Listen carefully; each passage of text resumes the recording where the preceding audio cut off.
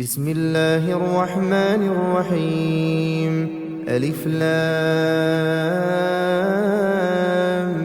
ميم. ذلك الكتاب لا ريب فيه هدى للمتقين الذين يؤمنون بالغيب ويقيمون الصلاة ومما رزقناهم ينفقون والذين يؤمنون بما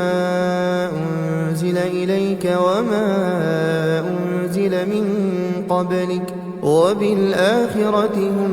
يوقنون أولئك على هدى من ربهم وأولئك هم المفلحون. إن الذين كفروا سواء عليهم أأنذرتهم أم لم تنذرهم لا يؤمنون. ختم الله على قلوبهم وعلى سمعهم وعلى أبصارهم غشاوة ولهم عذاب عظيم. ومن الناس من يقول آمنا بالله وباليوم الآخر وما هم بمؤمنين يخادعون الله والذين آمنوا وما يخدعون إلا أنفسهم وما يشعرون. في قلوبهم مرض فزادهم الله مرضا ولهم عذاب أليم بما كانوا يكذبون. وإذا قيل لهم لا تفسدوا في الأرض قالوا إنما نحن مصلحون ألا إنهم هم المفسدون ولكن لا يشعرون. وإذا قيل لهم آمنوا كما آمن الناس قالوا أنؤمن كما آمن السفهاء ألا إنهم هم السفهاء ولكن لا يعلمون.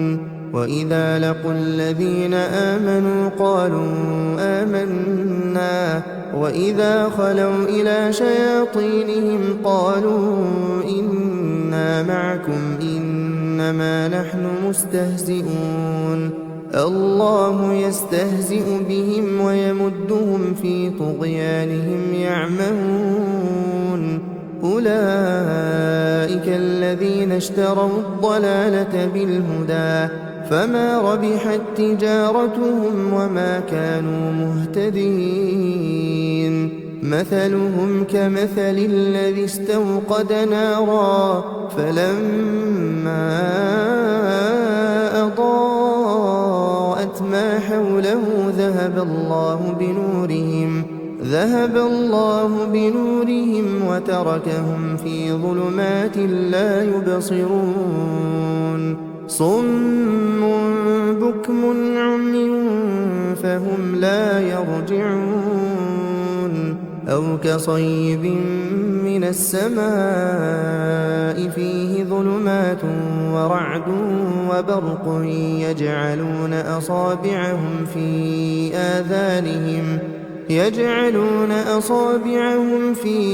آذانهم من الصواعق حذر الموت والله محيط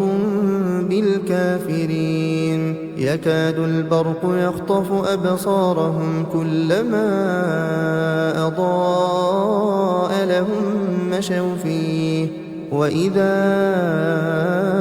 أظلم عليهم قاموا ولو شاء الله لذهب بسمعهم وأبصارهم إن الله على كل شيء قدير. يا أيها الناس اعبدوا ربكم الذي خلقكم والذين من قبلكم لعلكم تتقون. الذي جعل لكم الأرض فراشا والسماء بناء وأنزل من السماء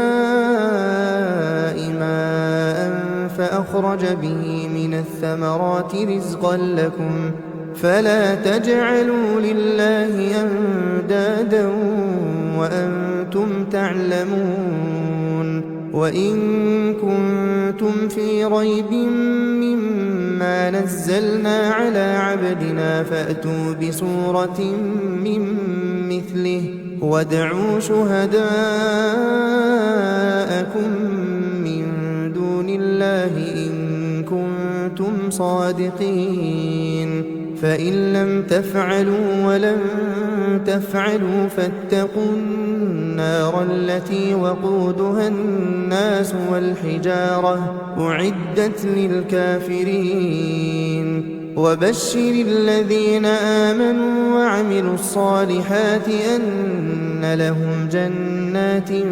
تجري من تحتها الأنهار كلما رزقوا منها من ثمرة رزقا قالوا هذا الذي رزقنا من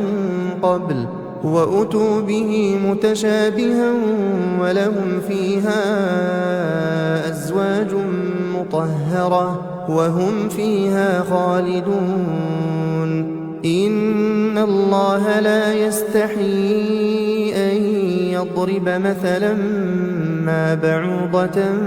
فما فوقها فأما الذين آمنوا فيعلمون أنه الحق من ربهم وأما الذين كفروا فيقولون ماذا أراد الله بهذا مثلا يضل به كثيرا ويهدي به كثيرا وما يضل به إلا الفاسقين الذين ينقضون عهد الله من بعد ميثاقه ويقطعون ما أمر الله به أن يوصل ويفسدون في الأرض أولئك هم الخاسرون كيف تكفرون بالله وكنتم أمواتا فأحياكم ثم يميتكم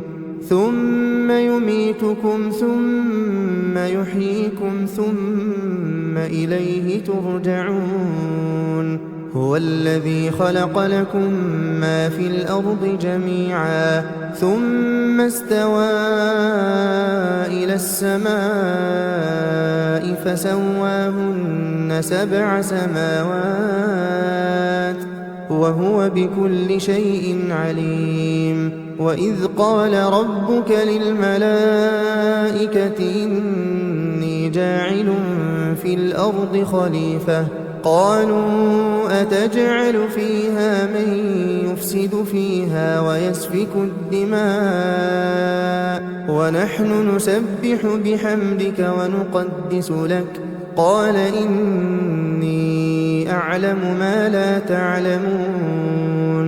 وعلم آدم الأسماء كلها ثم عرضهم على الملائكة فقال أنبئوني بأسماء هؤلاء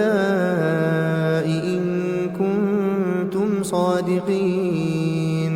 قالوا سبحانك لا علم لنا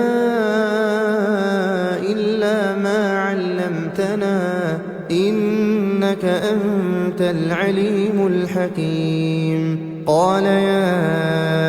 آدم أنبئهم بأسمائهم فلما أنبأهم بأسمائهم قال ألم أقل لكم إني أعلم غيب السماوات والأرض وأعلم ما تبدون وما كنتم تكتمون وإذ قلنا للملائكة اسجدوا لآدم فسجدوا إلا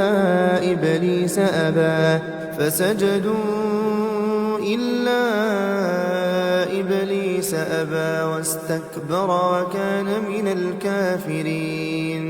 وقلنا يا آدم اسكن أنت وزوجك الجنة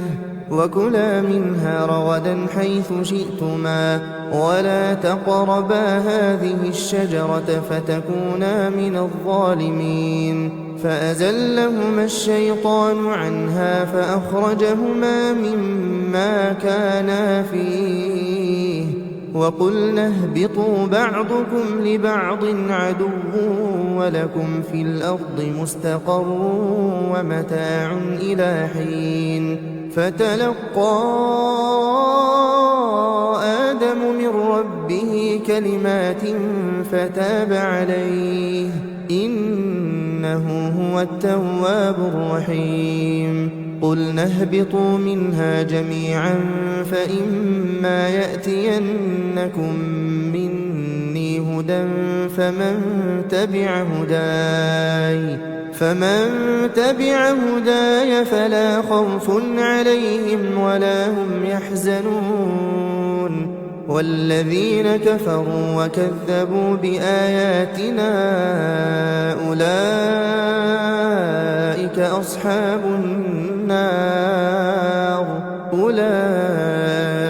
أصحاب النار هم فيها خالدون يا بني إسرائيل اذكروا نعمتي التي أنعمت عليكم وأوفوا بعهدي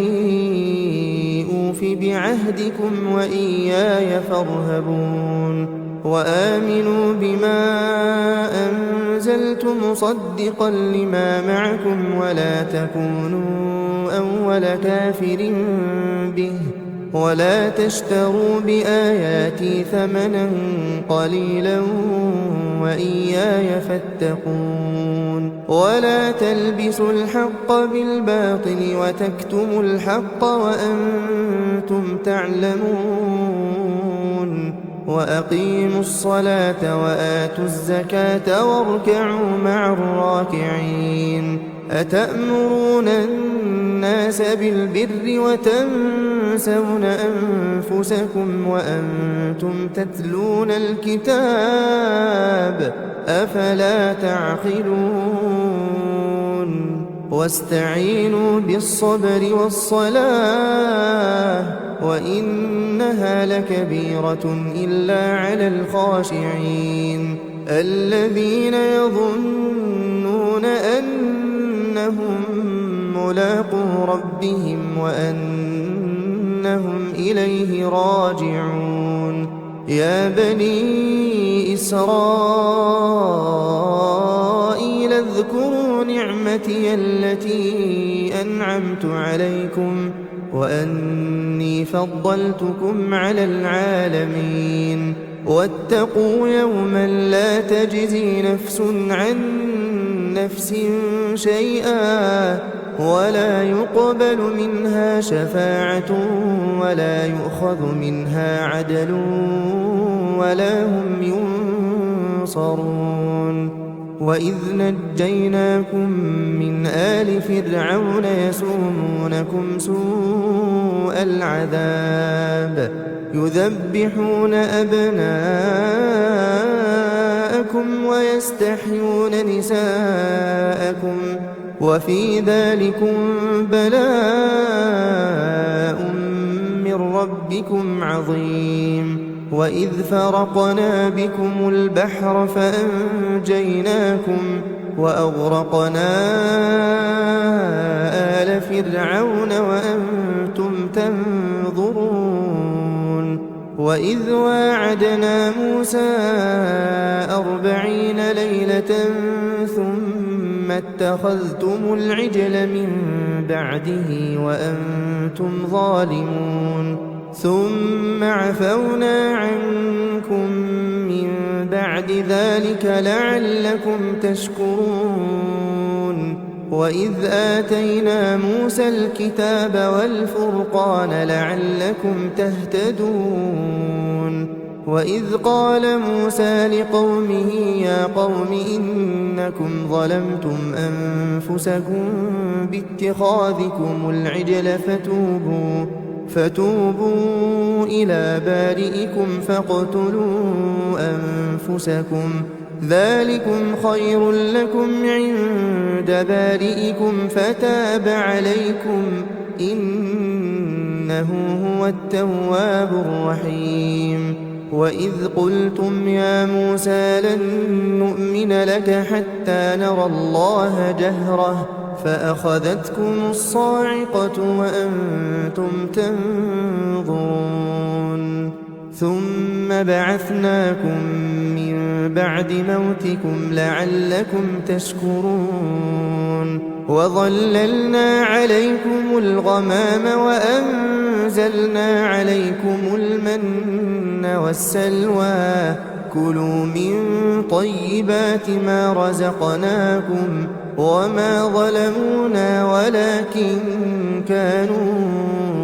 أنفسهم يظلمون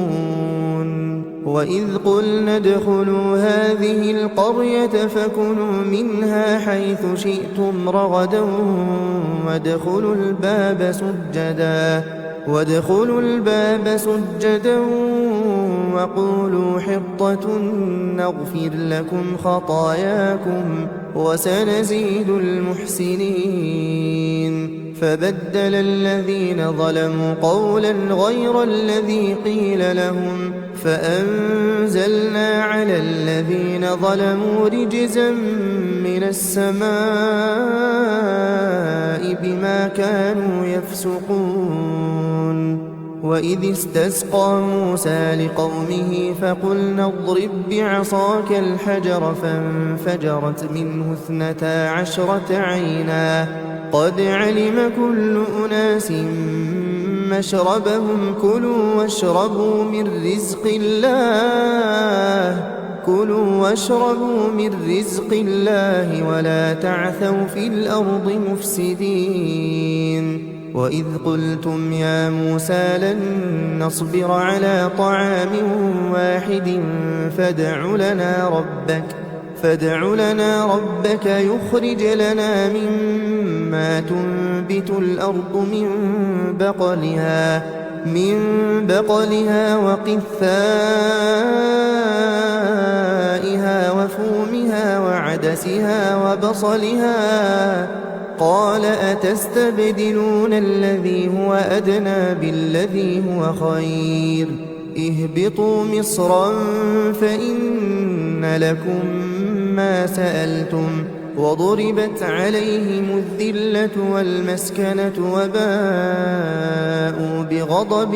من الله ذلك بأنهم كانوا يكفرون بآيات الله ويقتلون النبيين بغير الحق ذلك بما عصوا وكانوا يعتدون إن الذين آمنوا والذين هادوا والنصارى والصابئين من آمن بالله واليوم الآخر وعمل صالحا فلهم أجرهم عند ربهم ولا خوف عليهم ولا هم يحزنون وإذ أخذنا ميثاقكم ورفعنا فوقكم الطور خذوا ما آتيناكم بقوة واذكروا ما فيه لعلكم تتقون ثم توليتم من بعد ذلك فلولا فضل الله عليكم ورحمته لكنتم من الخاسرين ولقد علمتم الذين اعتدوا منكم في السبت فقلنا لهم كونوا قردة خاسئين فجعلناها نكالا لما بين يديها وما خلفها وموعظة للمتقين وإذ قال موسى لقومه إن الله يأمركم أن تذبحوا بقرة قالوا أتتخذنا هزوا قال أعوذ بالله أن أكون من الجاهلين قالوا ادع لنا ربك يبين لنا ما هي قال إنه يقول إنها إنها بقرة لا فارض ولا بكر عوان بين ذلك فافعلوا ما تؤمرون قالوا ادع لنا ربك يبين لنا ما لونها قال إنه يقول إنها بقرة صفراء فاقع لونها تسر الناظرين قالوا ادع لنا ربك يبين لنا ما هي إن البقرة شابه علينا وإنا إن شاء الله لمهتدون قال إنه يقول إنها بقرة لا ذلول تثير الأرض ولا تسقي الحرث مسلمة لا شية فيها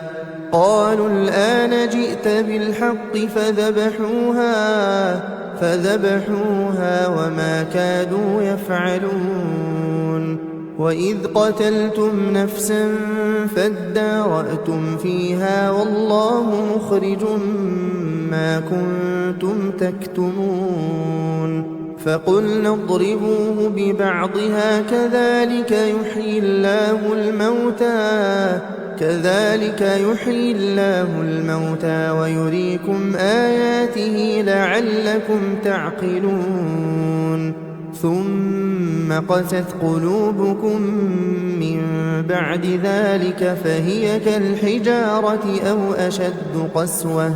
وإن من الحجارة لما يتفجر منه الأنهار وإن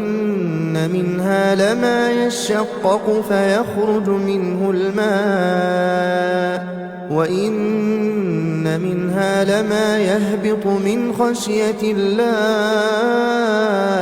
وما الله بغافل عما تعملون أفتطمعون أن يؤمنوا لكم وقد كان فريق منهم يسمعون كلام الله ثم يحرفونه من بعد ما عقلوه وهم يعلمون وإذا لقوا الذين آمنوا قالوا آمنا وإذا خلا بعضهم إلى بعض قالوا أتحدثونهم بما فتح الله عليكم ليحاجوكم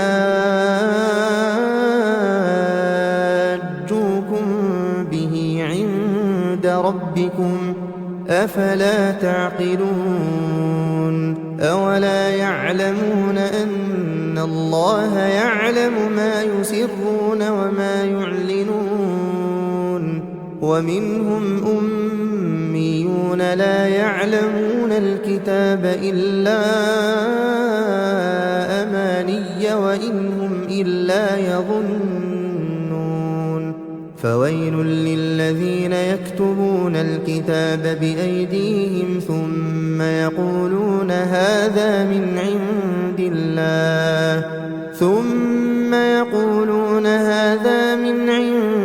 الله ليشتروا به ثمنا قليلا فويل لهم مما كتبت أيديهم وويل لهم مما يكسبون وقالوا لن تمسنا النار إلا أياما معدودة قل أتخذتم عند الله عهدا فلن يخلف الله عهده أم تقولون على الله ما لا تعلمون بلى من كسب سيئة وأحاطت به خطيئته فأولئك أصحاب النار هم فيها خالدون والذين آمنوا وعملوا الصالحات أولئك أصحاب الجنة هم فيها خالدون وإذ أخذنا ميثاق بني إسرائيل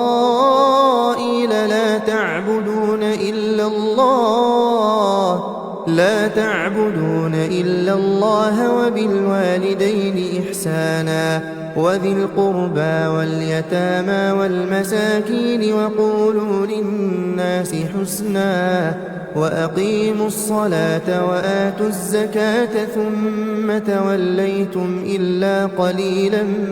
منكم وأنتم معرضون وإذ أخذنا ميثاقكم لا تسفكون دماءكم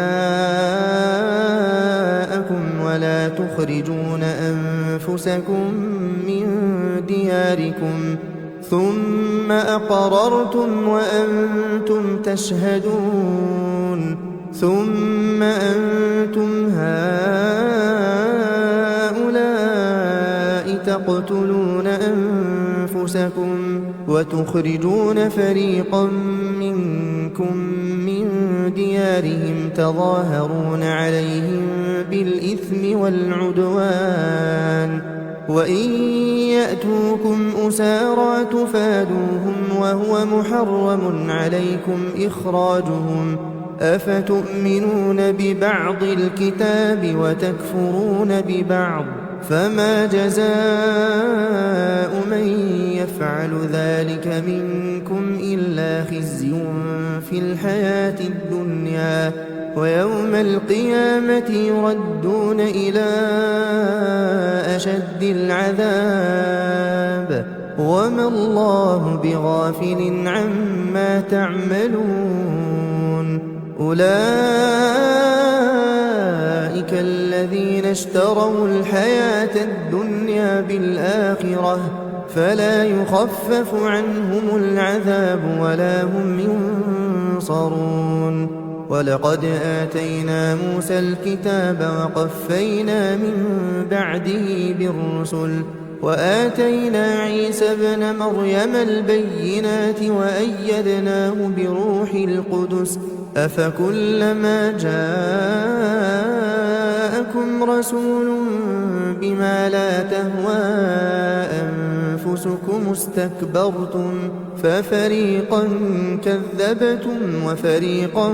تقتلون وقالوا قلوبنا غلف بل لعنهم الله بكفرهم فقليلا ما يؤمنون ولما جاءهم كتاب من عند الله مصدق لما معهم وكانوا من قبل يستفتحون على الذين كفروا فلما جاءهم ما عرفوا كفروا به فلعنة الله على الكافرين بئس ما اشتروا به أنفسهم أن يكفروا بما أنزل الله بغيا أن ينزل الله من فضله على من يشاء من عباده فباءوا بغضب على غضب وللكافرين عذاب مهين وإذا قيل لهم آمنوا بما أنزل الله قالوا نؤمن بما أنزل علينا ويكفرون بما وراءه وهو الحق مصدقا لما معهم قل فلم تقتلون أنبياء الله من قبل إن كنتم مؤمنين ولقد جاءكم موسى بالبينات ثم اتخذتم العجل من بعده وأنتم ظالمون وإذ أخذنا ميثاقكم ورفعنا فوقكم الطور خذوا ما آتيناكم بقوة واسمعوا قالوا سمعنا وعصينا وأشربوا في قلوبهم العجل بكفرهم قل بئس ما يأمركم به إيمانكم إن كنتم مؤمنين قل إن كانت لكم الدار الآخرة عند الله خالصة من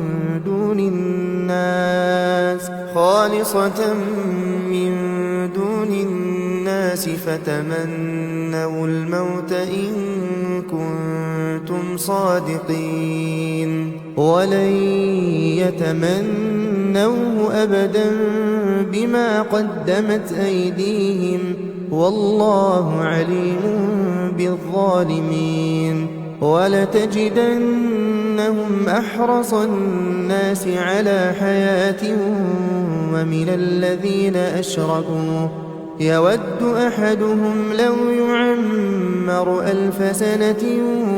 وما هو بمزحزحه من العذاب أن يعمر والله بصير بما يعملون قل من كان عدوا لجبريل فإنه نزله على قلبك بإذن الله مصدقا لما بين يديه وهدى وبشرى للمؤمنين من كان عدوا لله وملائكته ورسله وجبريل وميكال فإن الله عدو للكافرين ولقد أنزلنا إليك آيات بينات وما يكفر بها إلا الفاسقون أوكلما عاهدوا عهدا نبذه فريق منهم بل أكثرهم لا يؤمنون ولما جاءهم رسول من عند الله مصدق لما معهم نبذ فريق من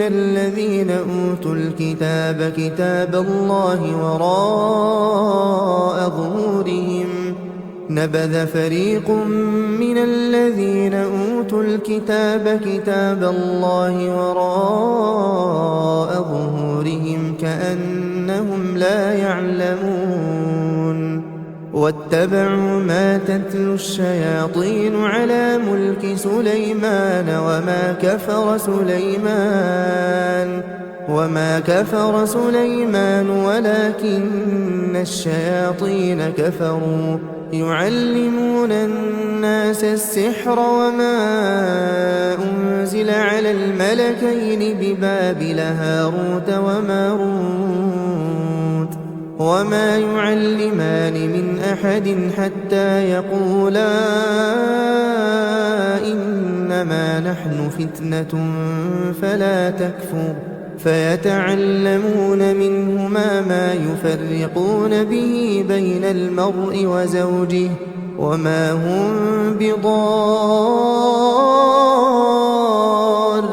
به من أحد إلا بإذن الله ويتعلمون ما يضرهم ولا ينفعهم ولقد علموا لمن اشتراه ما له في الآخرة من خلاق ولبئس ما شروا به أنفسهم لو كانوا يعلمون ولو أنهم آمنوا واتقوا لمثوبة من عند الله خير لو كانوا يعلمون يا أيها الذين آمنوا لا تقولوا راعنا وقولوا انظرنا واسمعوا وللكافرين عذاب أليم ما يود الذين كفروا من أهل الكتاب ولا المشركين أن ينزل عليكم من خير من ربكم والله يختص برحمته من يشاء والله ذو الفضل العظيم ما ننسخ من آية أو ننسها نأت بخير منها أو مثلها ألم تعلم أن الله على كل شيء قدير ألم تعلم أن الله له ملك السماوات والأرض وما لكم من دون الله من ولي ولا نصير أم تريدون أن تسألوا رسولكم كما سئل موسى من قبل ومن يتبدل الكفر بالإيمان فقد ضل سواء السبيل ود كثير من أهل الكتاب لو يردونكم من بعد إيمانكم كفارا حسدا من عند أنفسهم من بعد ما تبين لهم الحق فاعفوا واصفحوا حتى يأتي الله بأمره إن الله على كل شيء قدير وأقيموا الصلاة وآتوا الزكاة وما تقدموا لأنفسكم من خير تجدوه عند الله إن الله بما تعملون بصير وقالوا لن يدخل الجنة إلا من كان هودا أو نصارى تلك أمانيهم قل هاتوا برهانكم إن كنتم صادقين بلى من أسلم وجهه لله وهو محسن فله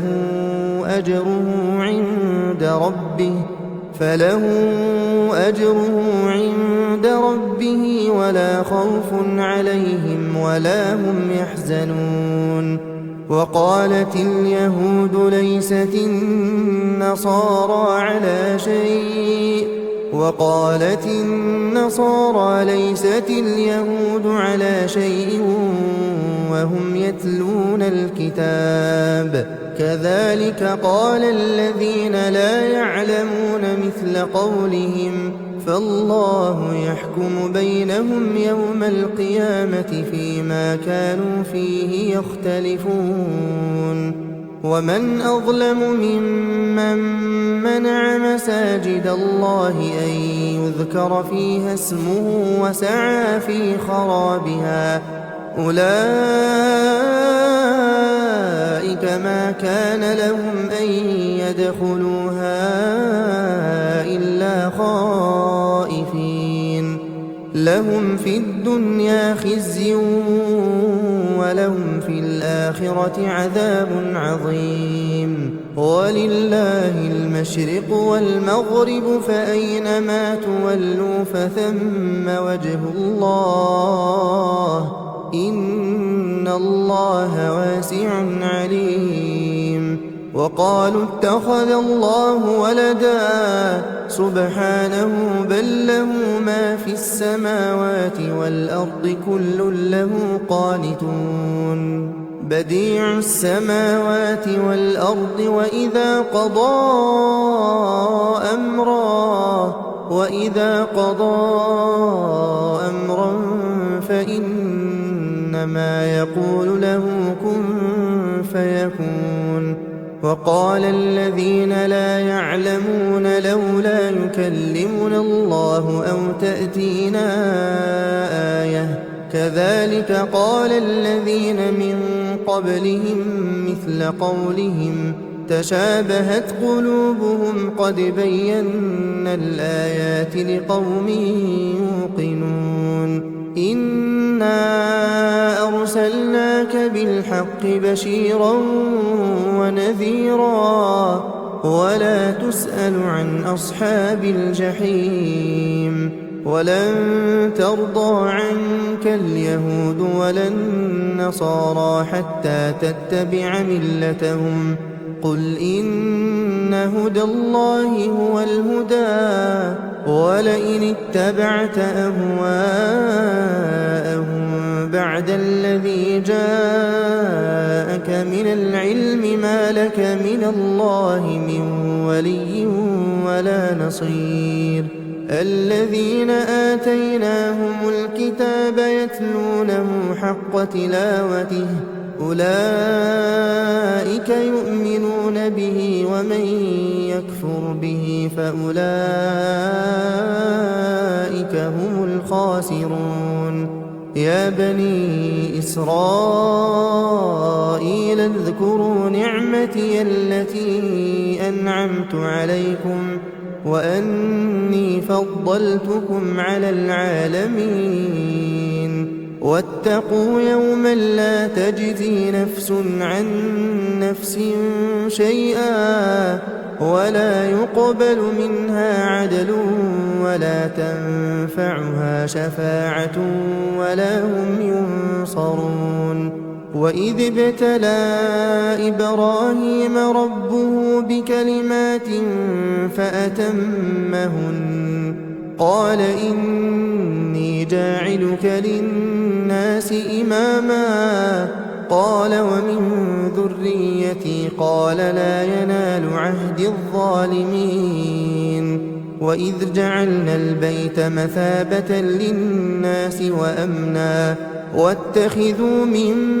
مقام إبراهيم مصلى وعهدنا إلى إبراهيم وإسماعيل أن طهرا بيتي للطائفين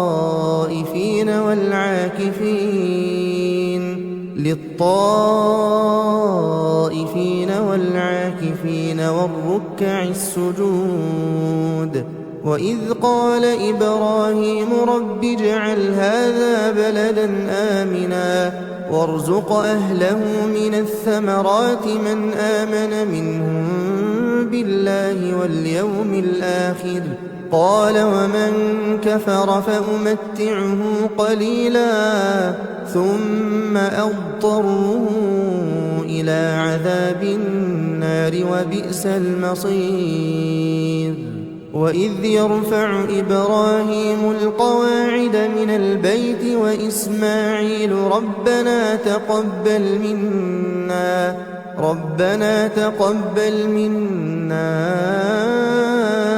إنك أنت السميع العليم ربنا واجعلنا مسلمين لك ومن ذريتنا أمة مسلمة لك وأرنا مناسكنا وتب علينا إنك أنت التواب الرحيم ربنا وابعث فيهم رسولا منهم يتلو عليهم آياتك ويعلمهم الكتاب والحكمة ويزكيهم إنك أنت العزيز الحكيم ومن يرغب عن ملة إبراهيم إلا من سفه نفسه ولقد اصطفيناه في الدنيا وإنه في الآخرة لمن الصالحين إذ قال له ربه أسلم قال أسلمت لرب العالمين ووصى بها إبراهيم بنيه ويعقوب يا بني إن الله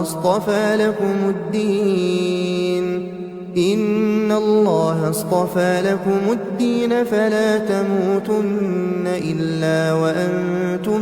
مسلمون أم كنتم شهداء إذ حضر يعقوب الموت إذ قال لبنيه ما تعبدون من بعدي قالوا نعبد إلهك وإله آبائك إبراهيم وإسماعيل وإسحاق إلها واحدا ونحن له مسلمون تلك أمة قد خلت لها ما كسبت ولكم ما كسبتم ولا تسألون عما كانوا يعملون وقالوا كونوا هودا أو نصارى تهتدوا قل بل ملة إبراهيم حنيفا وما كان من المشركين قولوا آمنا بالله وما أنزل إلينا وما أنزل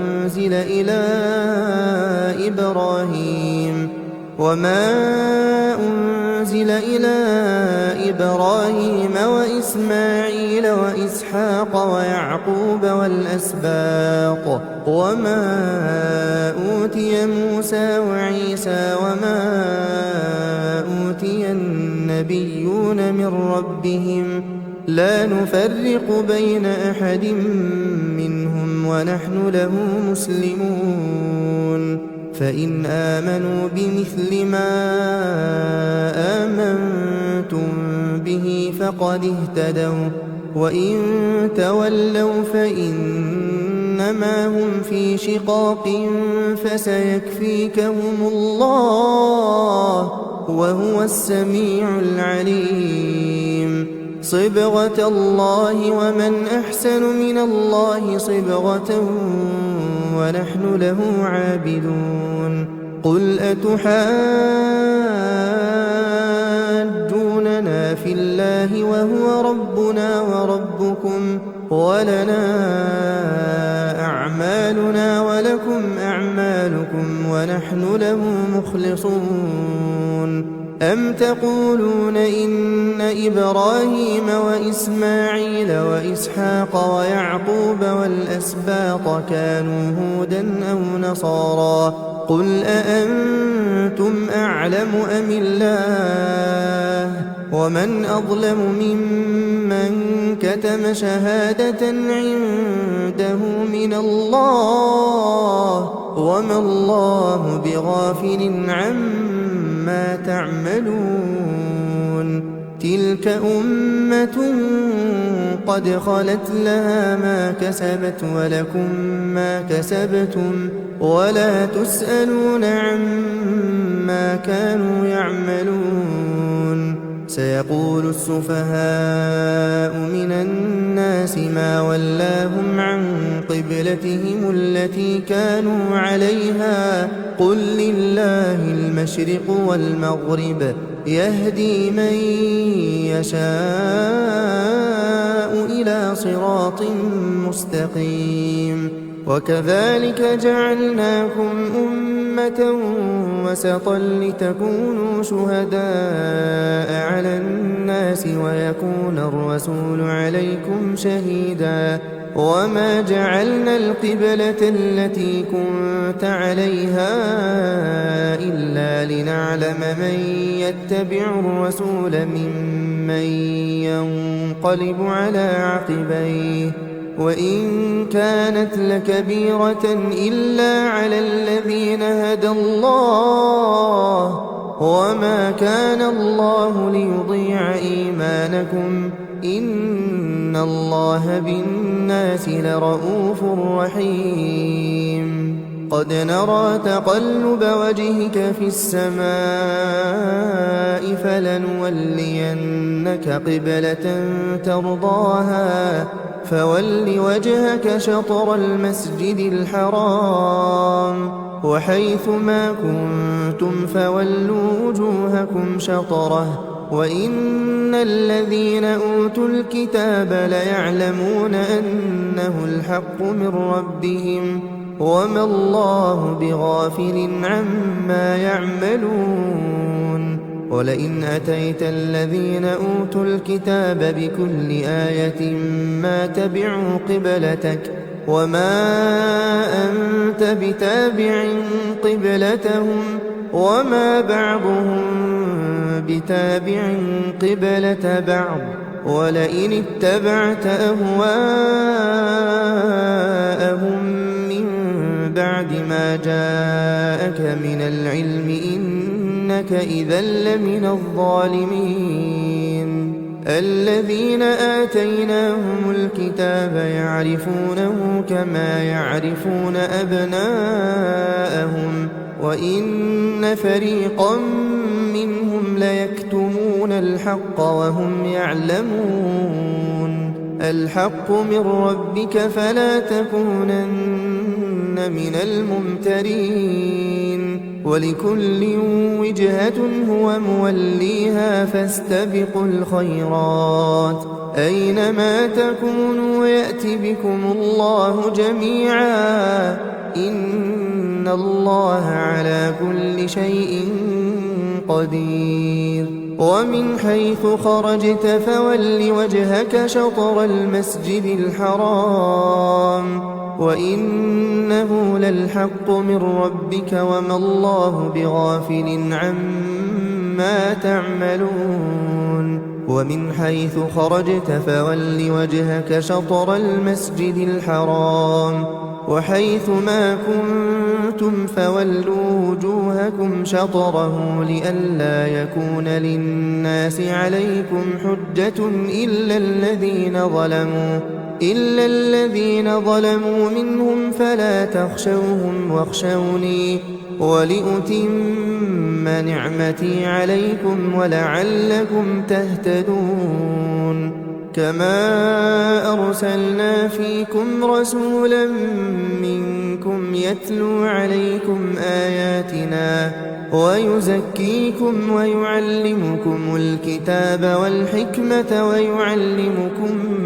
ما لم تكونوا تعلمون فاذكروني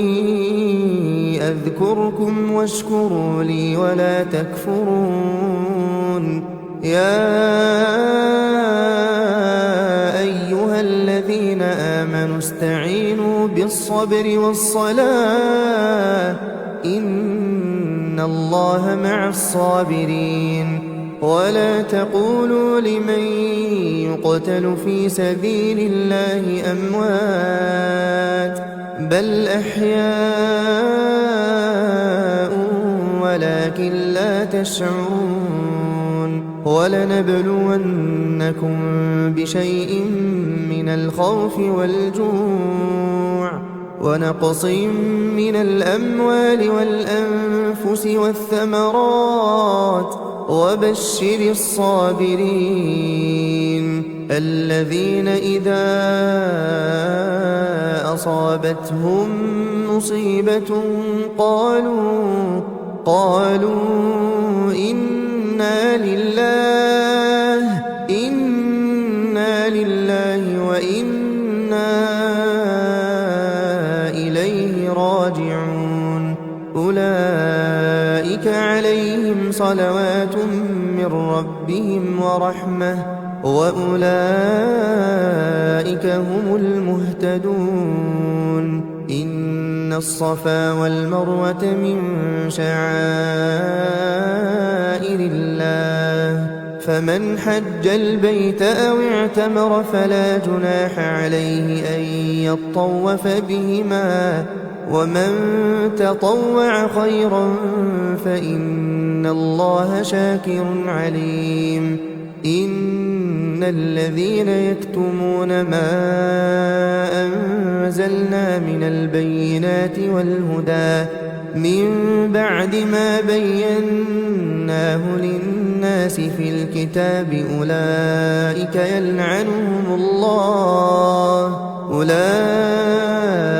يلعنهم الله ويلعنهم اللاعنون إلا الذين تابوا وأصلحوا وبينوا فأولئك أتوب عليهم وأنا التواب الرحيم إن الذين كفروا وماتوا وهم كفار أولئك عليهم لعنة الله والملائكة والناس أجمعين خالدين فيها لا يخفف عنهم العذاب ولا هم ينظرون وإلهكم إله واحد لا إله إلا هو الرحمن الرحيم إن في خلق السماوات والأرض واختلاف الليل والنهار والفلك التي تجري في البحر بما ينفع الناس وما أنزل الله من السماء من ماء فأحيا به الأرض بعد موتها وبث فيها من كل دابة وتصريف الرياح والسحاب المسخر بين السماء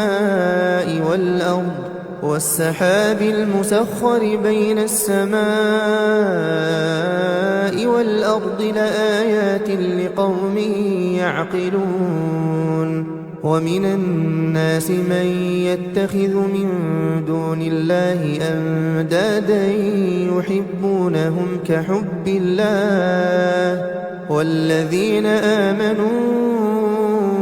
أشد حبا لله ولو يرى الذين ظلموا إذ يرون العذاب أن القوة لله جميعا وأن الله شديد العذاب إذ تبرأ الذين اتبعوا من الذين اتبعوا ورأوا العذاب وتقطعت بهم الأسباب وقال الذين اتبعوا لو أن لنا كرة فنتبرأ منهم كما تبرأوا منا كذلك يريهم الله أعمالهم حسرات عليهم وما هم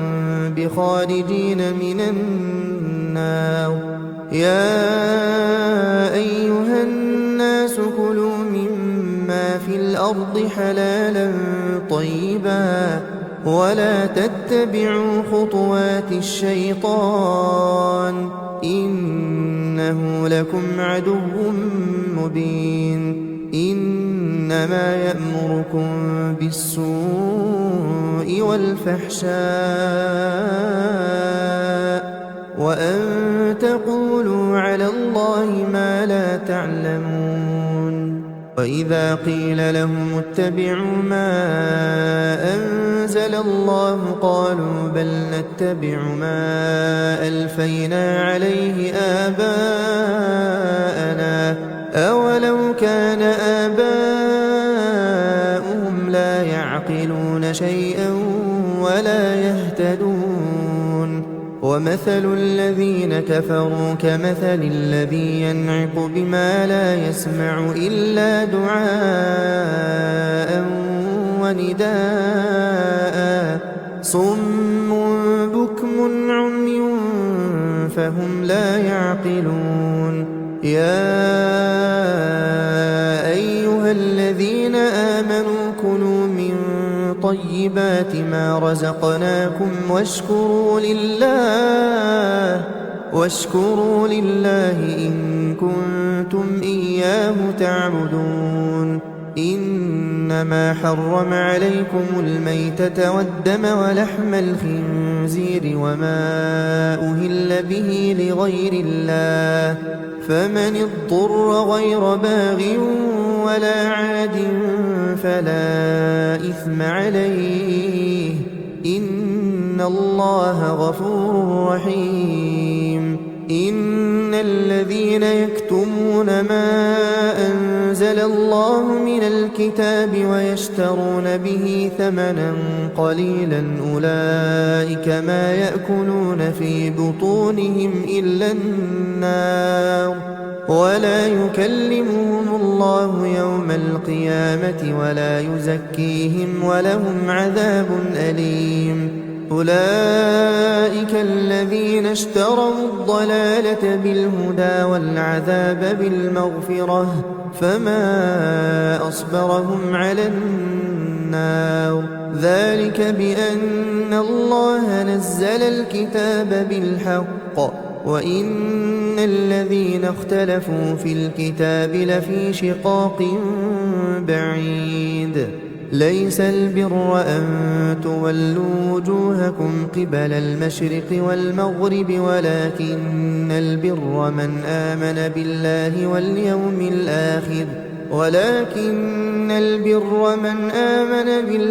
واليوم الآخر والملائكة والكتاب والنبيين وآتى المال على حبه ذوي القربى واليتامى والمساكين وابن السبيل والسائلين وفي الرقاب وأقام الصلاة وآتى الزكاة والموفون بعهدهم إذا عاهدوا والصابرين في البأساء والضراء وحين البأس أولئك الذين صدقوا وأولئك هم المتقون. يا أيها الذين آمنوا كتب عليكم القصاص في القتلى الحر بالحر والعبد بالعبد والأنثى بالأنثى فمن عفي له من أخيه شيء فاتباع بالمعروف وأداء إليه بإحسان ذلك تخفيف من ربكم ورحمة فمن اعتدى بعد ذلك فله عذاب أليم. ولكم في القصاص حياة يا أولي الألباب لعلكم تتقون. كتب عليكم إذا حضر أحدكم الموت إن ترك خيرا الوصية للوالدين والأقربين بالمعروف حقا على المتقين فمن بدله بعدما سمعه فإنما إثمه على الذين يبدلونه إن الله سميع عليم. فمن خاف من موص جنفا أو إثما فأصلح بينهم فلا إثم عليه إن الله غفور رحيم. يا أيها الذين آمنوا كتب عليكم الصيام كما كتب على الذين من قبلكم لعلكم تتقون أياما معدودات فمن كان منكم مريضا أو على سفر فعدة من أيام أخر وعلى الذين يطيقونه فدية طعام مسكين فمن تطوع خيرا فهو خير له وأن تصوموا خير لكم إن كنتم تعلمون. شهر رمضان الذي أنزل فيه القرآن هدى للناس وبينات من الهدى والفرقان فمن شهد منكم الشهر فليصمه ومن كان مريضا أو على سفر فعدة من أيام أخر يريد الله بكم اليسر ولا يريد بكم العسر ولتكملوا العدة ولتكبروا الله على ما هداكم ولعلكم تشكرون. وإذا سألك عبادي عني فإني قريب أجيب دعوة الداع إذا دعان فليستجيبوا لي وليؤمنوا بي لعلهم يرشدون. أحل لكم ليلة الصيام الرفث إلى نسائكم هن لباس لكم وأنتم لباس لهن علم الله أنكم كنتم تختانون أنفسكم فتاب عليكم وعفى عنكم فالآن باشروهن وابتغوا ما كتب الله لكم وكلوا واشربوا حتى يتبين لكم الخيط الأبيض من الخيط الأسود من الفجر ثم أتموا الصيام إلى الليل ولا تباشروهن وأنتم عاكفون في المساجد تلك حدود الله فلا تقربوها كذلك يبين الله آياته للناس لعلهم يتقون ولا تأكلوا أموالكم بينكم بالباطل وتدلوا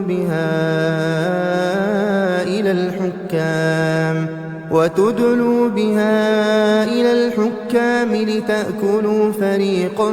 من أموال الناس بالإثم وأنتم تعلمون يسألونك عن الأهلة قل هي مواقيت للناس والحج وليس البر بأن تأتوا البيوت من ظهورها ولكن البر من اتقى وأتوا البيوت من أبوابها واتقوا الله لعلكم تفلحون وقاتلوا في سبيل الله الذين يقاتلونكم ولا تعتدوا إن الله لا يحب المعتدين واقتلوهم حيث ثقفتموهم وأخرجوهم من حيث أخرجوكم والفتنة أشد من القتل ولا تقاتلوهم عند المسجد الحرام حتى يقاتلوكم فيه فإن قاتلوكم فاقتلوهم كذلك جزاء الكافرين فإن انتهوا فإن الله غفور رحيم وقاتلوهم حتى لا تكون فتنة ويكون الدين لله فإن انتهوا فلا عدوان إلا على الظالمين الشهر الحرام بالشهر الحرام والحرمات قصاص فمن اعتدى عليكم فاعتدوا عليه بمثل ما اعتدى عليكم واتقوا الله واعلموا أن الله مع المتقين وأنفقوا في سبيل الله ولا تلقوا بأيديكم إلى التهلكة وأحسنوا إن الله يحب المحسنين وأتموا الحج والعمرة لله فإن أحصرتم فما استيسر من الهدي ولا تحلقوا رؤوسكم حتى يبلغ الهدي محله فمن كان منكم مريضا أو به أذى من رأسه ففدية من صيام أو صدقة أو نسك فإذا أمنتم فمن تمتع بالعمرة إلى الحج فما استيسر من الهدي فمن لم يجد فصيام 3 أيام في الحج و7 إذا رجعتم تلك 10 كاملة ذلك لمن لم يكن أهله حاضر المسجد الحرام واتقوا الله واعلموا أن الله شديد العقاب الحج أشهر معلومات فمن فرض فيهن الحج فلا رفث ولا فسوق ولا جدال في الحج وما تفعلوا من خير يعلمه الله وتزودوا فإن خير الزاد التقوى واتقون يا أولي الألباب ليس عليكم جناح أن تبتغوا فضلا من ربكم فإذا أفضتم من عرفات فاذكروا الله عند المشعر الحرام واذكروه كما هداكم وإن كنتم من قبله لمن الضالين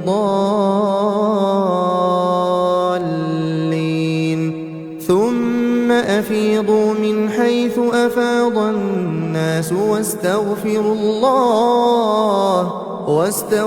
الله إن الله غفور رحيم فإذا قضيتم مناسككم فاذكروا الله كذكركم آباءكم أو أشد ذكرا فمن الناس من يقول ربنا آتنا في الدنيا وما له في الآخرة من خلاق ومنهم من يقول ربنا آتنا في الدنيا حسنة وفي الآخرة حسنة وقنا عذاب النار أولئك لهم نصيب مما كسبوا والله سريع الحساب واذكروا الله في أيام معدودات فمن تعجل في يومين فلا إثم عليه ومن تأخر فلا إثم عليه لمن اتقى واتقوا الله واعلموا أنكم إليه تحشرون ومن الناس من يعجبك قوله في الحياة الدنيا ويشهد الله على ما في قلبه وهو ألد الخصام وإذا تولى سعى في الأرض ليفسد فيها ويهلك الحرث والنسل والله لا يحب الفساد وإذا قيل له اتق الله أخذته العزة بالإثم فحسبه جهنم ولبئس المهاد ومن الناس من يشري نفسه ابتغاء مرضات الله والله رؤوف بالعباد يا أيها الذين آمنوا ادخلوا في السلم كافة ولا تتبعوا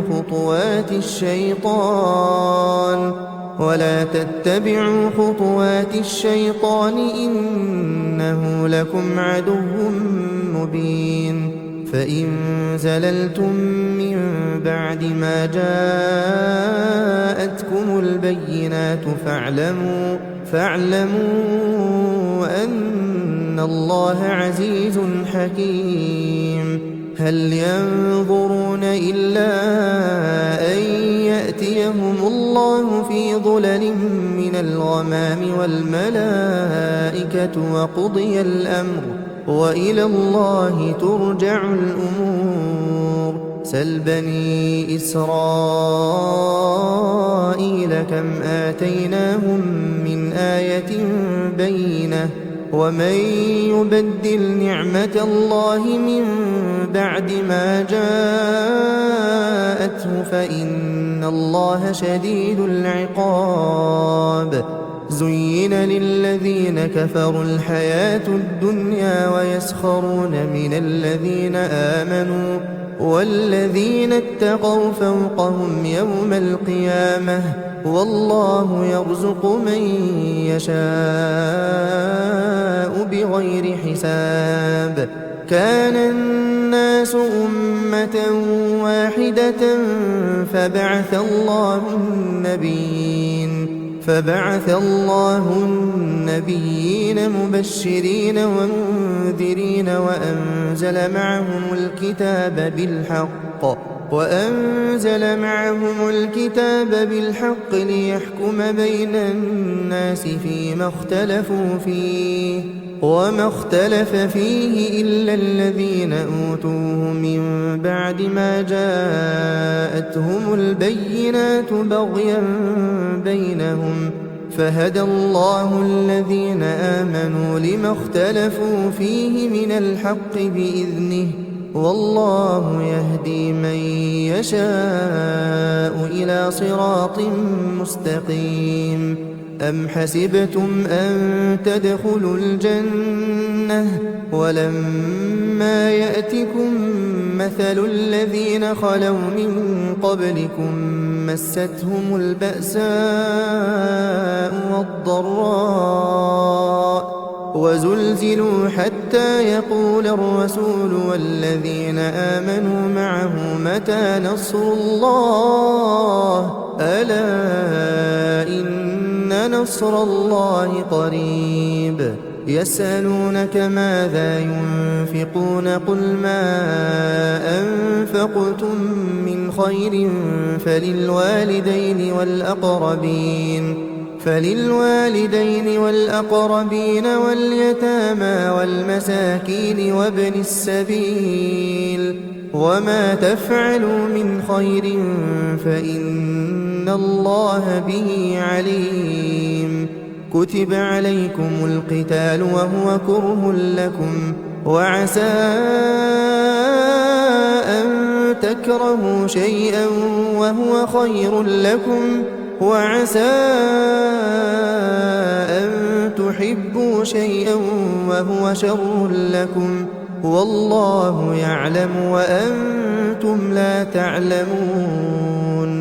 يسألونك عن الشهر الحرام قتال فيه قل قتال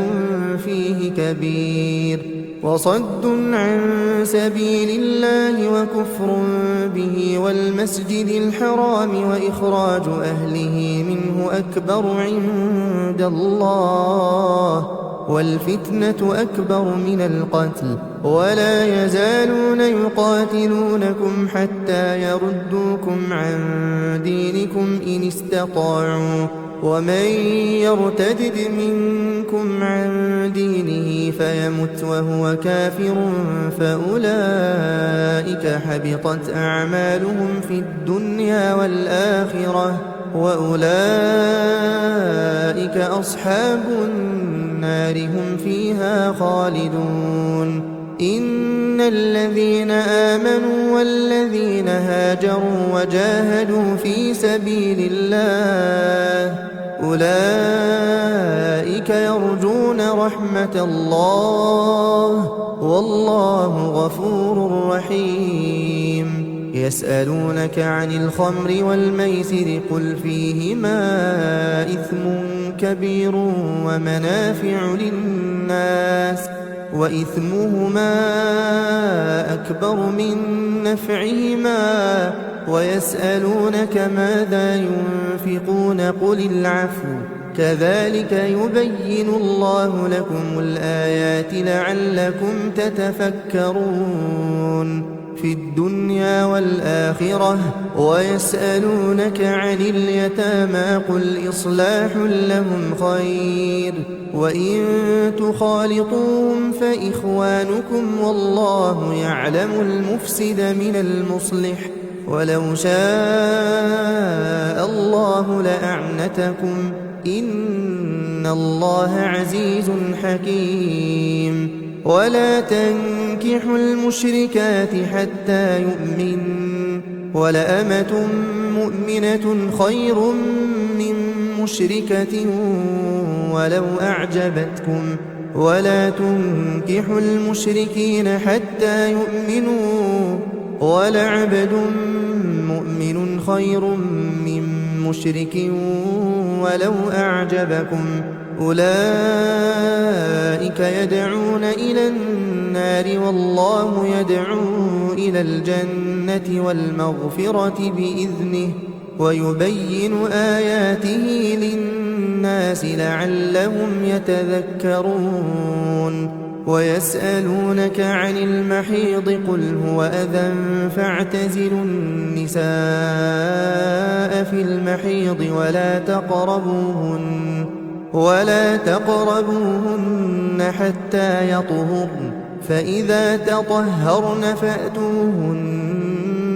من حيث أمركم الله إن الله يحب التوابين ويحب المتطهرين نساؤكم حرث لكم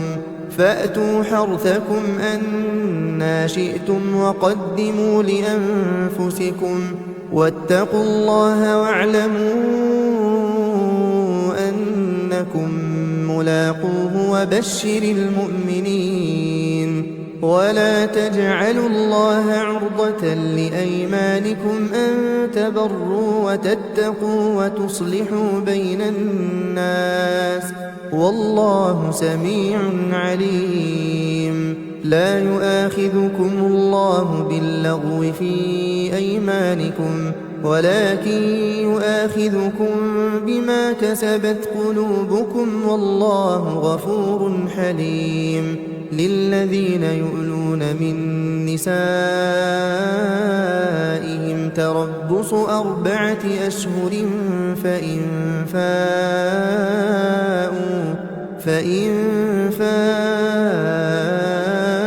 فإن الله غفور رحيم وإن عزموا الطلاق فإن الله سميع عليم والمطلقات يتربصن بأنفسهن 3 قروء ولا يحل لهن أن يكتمن ما خلق الله في أرحامهن إن كن يؤمن بالله واليوم الآخر وبعولتهن أحق بردهن في ذلك إن أرادوا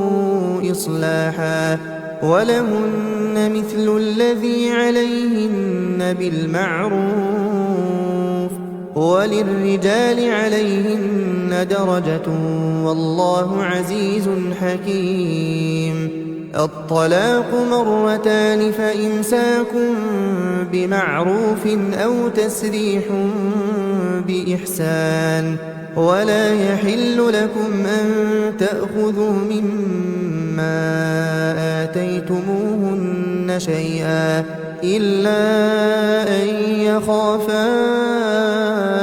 ألا يقيما حدود الله فإن خفتم ألا يقيما حدود الله فلا جناح عليهما فيما افتدت به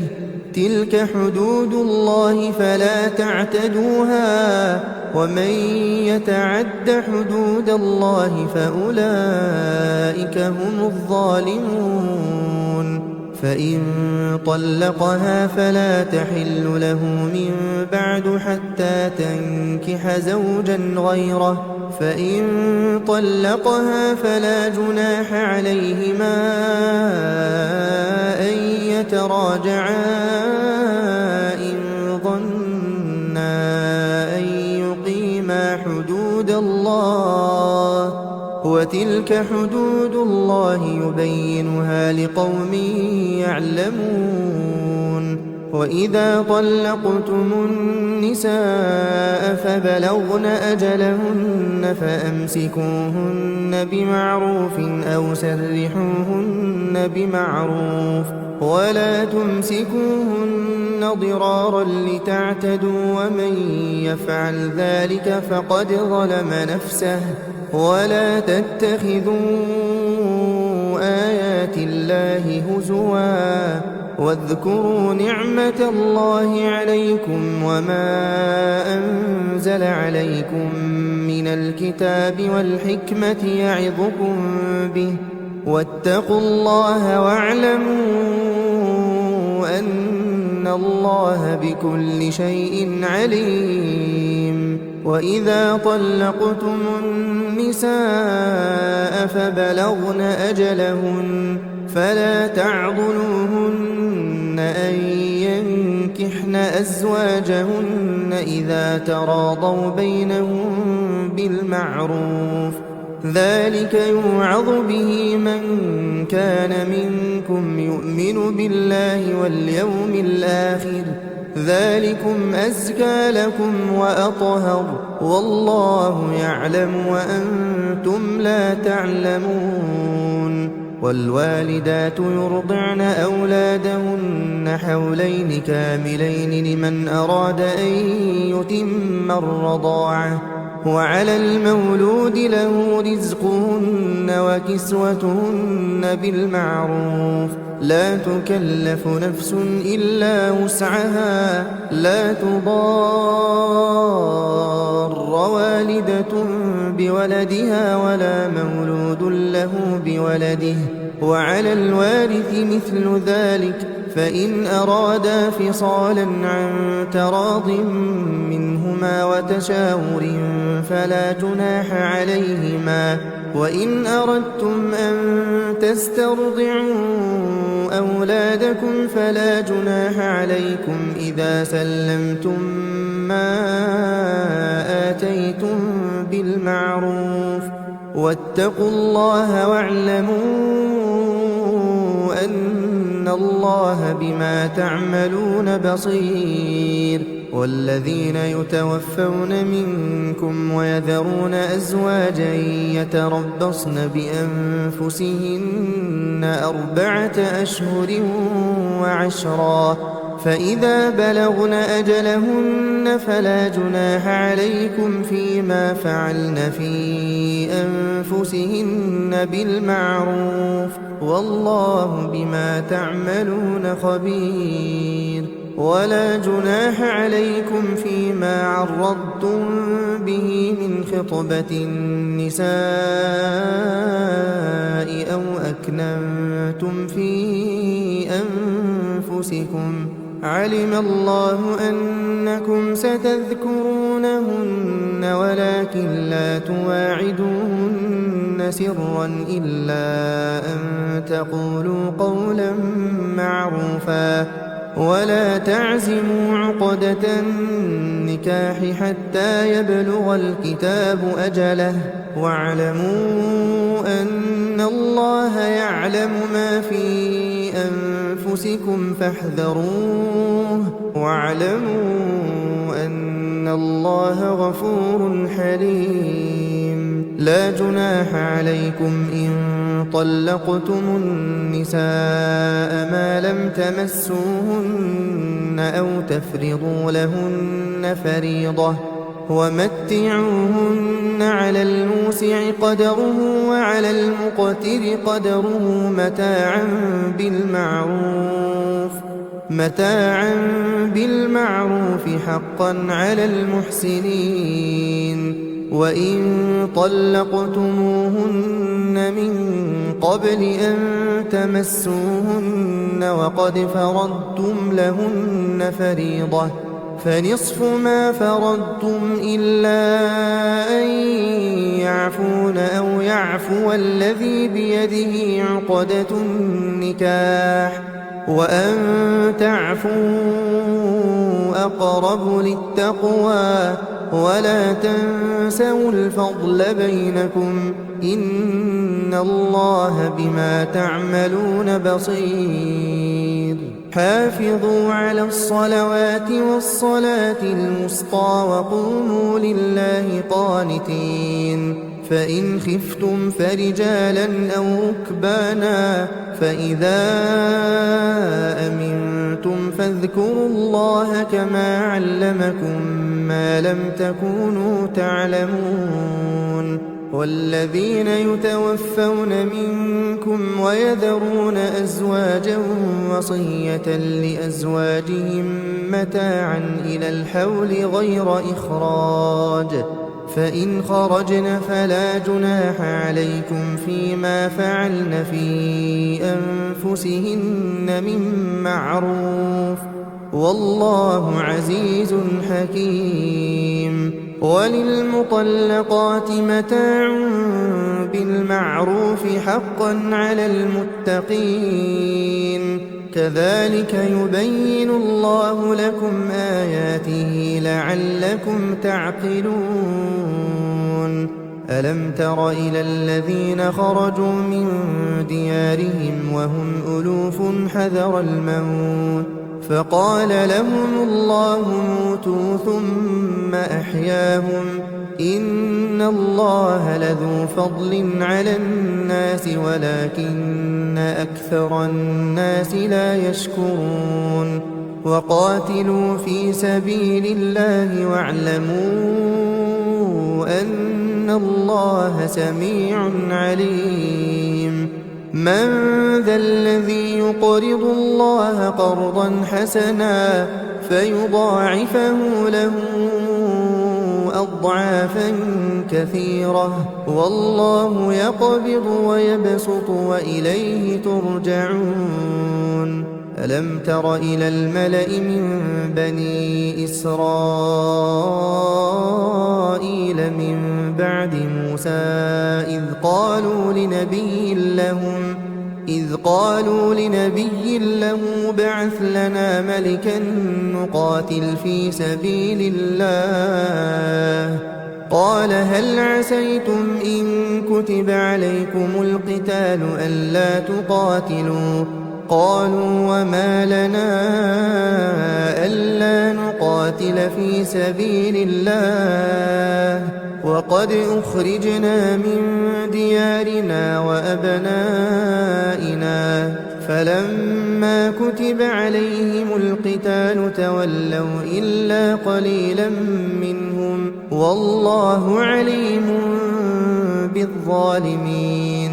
وقال لهم نبيهم إن الله قد بعث لكم طالوت ملكا قالوا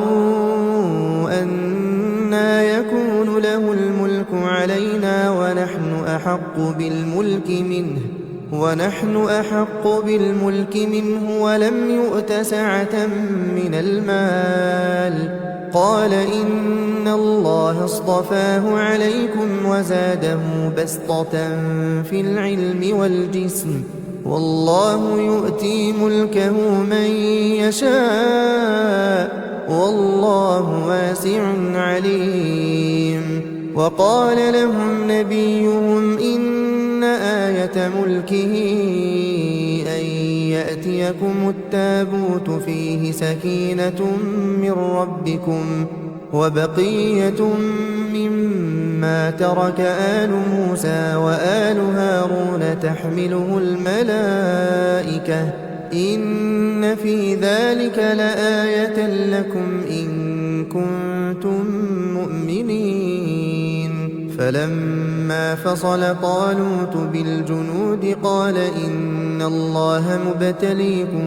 بنهر فمن شرب منه فليس مني ومن لم يطعمه فإنه مني إلا من اغترف غرفة بيده فشربوا منه إلا قليلا منهم فلما جاوزه هو والذين آمنوا معه قالوا لا طاقة لنا اليوم بجالوت وجنوده قال الذين يظنون أنهم ملاقو الله كم من فئة قليلة غلبت فئة كثيرة بإذن الله والله مع الصابرين ولما برزوا لجالوت وجنوده قالوا ربنا أفرغ علينا صبرا وثبت أقدامنا وانصرنا على القوم الكافرين فهزموهم بإذن الله وقتل داود جالوت وآتاه الله الملك والحكمة وعلمه مما يشاء ولولا دفع الله الناس بعضهم ببعض لفسدت الأرض ولكن الله ذو فضل على العالمين تلك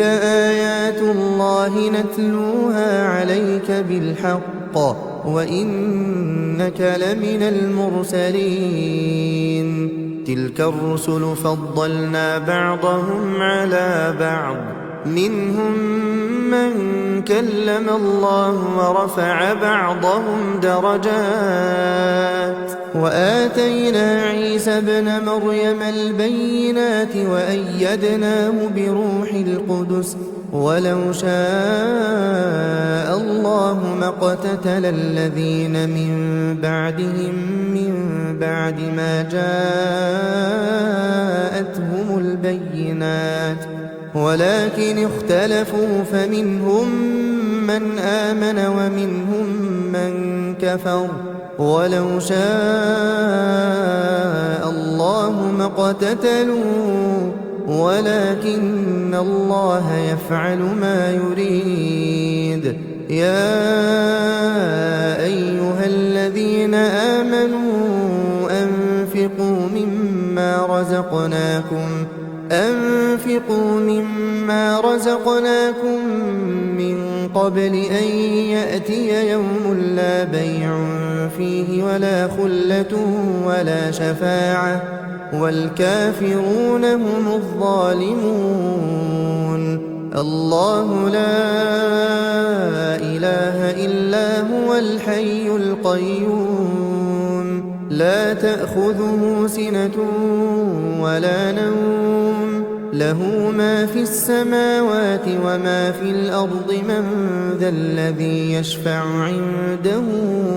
إلا بإذنه يعلم ما بين أيديهم وما خلفهم ولا يحيطون بشيء من علمه إلا بما شاء وسع كرسيه السماوات والأرض ولا يؤوده حفظهما وهو العلي العظيم لا إكراه في الدين قد تبين الرشد من الغي فمن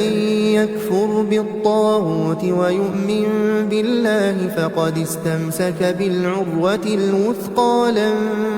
انفصام لها والله سميع عليم الله ولي الذين آمنوا يخرجهم من الظلمات إلى النور والذين كفروا أولياؤهم الطاغوت يخرجونهم من النور إلى الظلمات أولئك أصحاب النار هم فيها خالدون ألم تر إلى الذي حاج إبراهيم في ربه أن آتاه الله الملك إذ قال إبراهيم ربي الذي يحيي ويميت قال أنا أحيي وأميت قال إبراهيم فإن الله يأتي بالشمس من المشرق فأت بها من المغرب فبهت الذي كفر والله لا يهدي القوم الظالمين أو كالذي مر على قرية وهي خاوية على عروشها قال أنى يحيي هذه الله بعد موتها فأماته الله 100 عام ثم بعثه قال كم لبثت قال لبثت يوما أو بعض يوم قال بل لبثت 100 عام فانظر إلى طعامك وشرابك لم يتسنه وانظر إلى حمارك ولنجعلك آية للناس وانظر إلى العظام كيف ننشزها ثم نكسوها لحما فلما تبين له قال أعلم أن الله على كل شيء قدير وإذ قال إبراهيم رب أرني كيف تحيي الموتى قال أولم تؤمن قال بلى ولكن ليطمئن قلبي قال فخذ 4 من الطير فصرهن إليك ثم اجعل على كل جبل منهن جزءا ثم ادعهن يأتينك سعيا واعلم أن الله عزيز حكيم. مثل الذين ينفقون أموالهم في سبيل الله كمثل حبة أنبتت 7 سنابل في كل سنبلة 100 حبة والله يضاعف لمن يشاء والله واسع عليم. الذين ينفقون أموالهم في سبيل الله ثم لا يتبعون ما أنفقوا منا ولا أذى لهم أجرهم عند ربهم ولا خوف عليهم ولا هم يحزنون. قول معروف ومغفرة خير من صدقة يتبعها أذى والله غني حليم. يا أيها الذين آمنوا لا تبطلوا صدقاتكم بالمن والأذى كالذي ينفق ماله رئاء الناس ولا يؤمن بالله واليوم الآخر فمثله كمثل صفوان عليه تراب فأصابه وابل فتركه صلدا لا يقدرون على شيء مما كسبوا والله لا يهدي القوم الكافرين. ومثل الذين ينفقون أموالهم ابتغاء مرضات الله وتثبيتا من أنفسهم كمثل جنة بربوة أصابها وابل فآتت أكلها ضعفين فإن لم يصبها وابل فطل والله بما تعملون بصير. أيود أحدكم أن تكون له جنة من نخيل وأعناب تجري من تحتها الأنهار له فيها من كل الثمرات وأصابه الكبر وله ذرية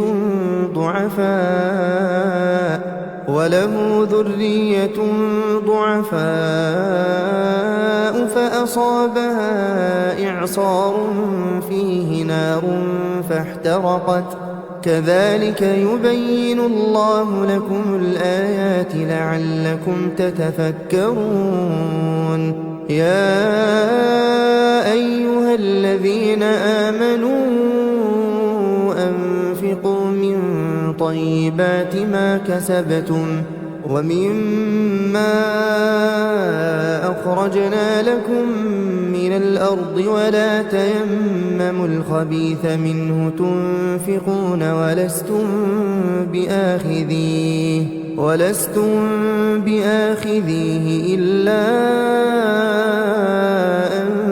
تغمضوا فيه واعلموا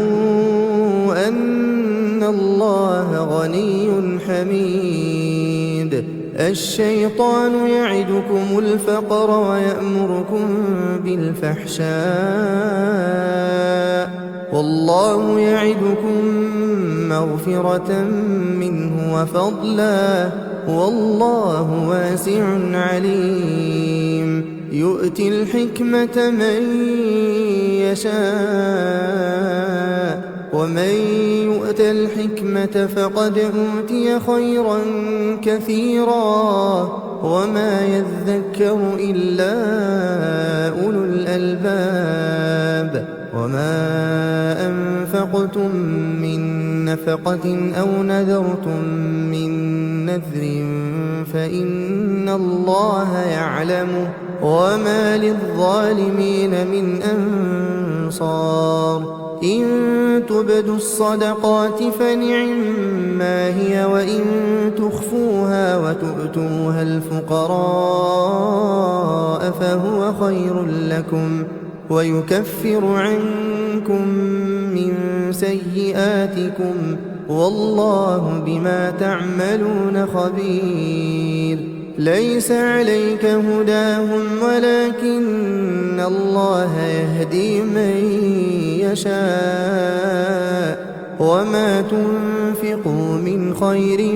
فلأنفسكم وما تنفقون إلا ابتغاء وجه الله وما تنفقوا من خير يوفى إليكم وأنتم لا تظلمون للفقراء الذين أحصروا في سبيل الله لا يستطيعون ضربا في الأرض يحسبهم الجاهل أغنياء من التعفف تعرفهم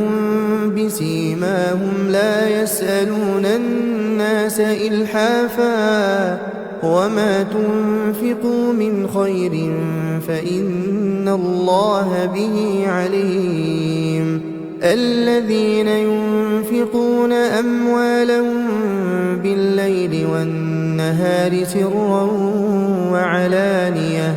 فلهم أجرهم عند ربهم ولا خوف عليهم ولا هم يحزنون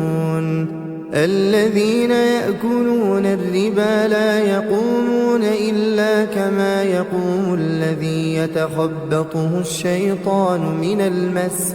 ذلك بأنهم قالوا إنما البيع مثل الربا وأحل الله البيع وحرم الربا فمن جاءه موعظة من ربه فانتهى فله ما سلف وأمره إلى الله ومن عاد فأولئك أصحاب النار هم فيها خالدون يمحق الله الربا ويربي الصدقات والله لا يحب كل كفار أثيم إن الذين آمنوا وعملوا الصالحات وأقاموا الصلاة وآتوا الزكاة لهم أجرهم عند ربهم ولا خوف عليهم ولا هم يحزنون يا أيها الذين آمنوا اتقوا الله وذروا ما بقي من الربا إن كنتم مؤمنين فإن لم تفعلوا فأذنوا بحرب من الله ورسوله وإن تبتم فلكم رؤوس أموالكم لا تظلمون ولا تظلمون وإن كان ذو عسرة فنظرة إلى ميسرة وأن تصدقوا خير لكم إن كنتم تعلمون واتقوا يوما ترجعون فيه إلى الله ثم توفى كل نفس ما كسبت وهم لا يظلمون يا أيها الذين آمنوا إذا تداينتم بدين إلى أجل مسمى فاكتبوه وليكتب بينكم كاتب بالعدل ولا يأب كاتب أن يكتب كما علمه الله فليكتب وليملل الذي عليه الحق وليتق الله ربه ولا يبخس منه شيئا فإن كان الذي عليه الحق سفيها أو ضعيفا أو لا يستطيع أن يمل هو فليملل وليه بالعدل واستشهدوا شهيدين من رجالكم فإن لم يكونا رجلين فرجل وامرأتان ممن ترضون من الشهداء أن تضل إحداهما فتذكر إحداهما الأخرى ولا يأبى الشهداء إذا ما دعوا ولا تسأموا أن تكتبوه صغيرا أو كبيرا إلى أجله ذلكم أقسط عند الله وأقوم للشهادة وأدنى ألا ترتابوا إلا أن تكون تجارة حاضرة تديرونها بينكم فليس عليكم جناح ألا تكتبوها وأشهدوا إذا تبايعتم ولا يضار كاتب ولا شهيد وإن تفعلوا فإنه فسوق بكم واتقوا الله ويعلمكم الله والله بكل شيء عليم وإن